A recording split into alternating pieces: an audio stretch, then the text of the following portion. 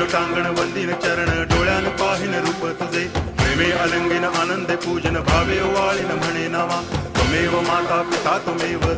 बंधुश्च सखा त्वमेव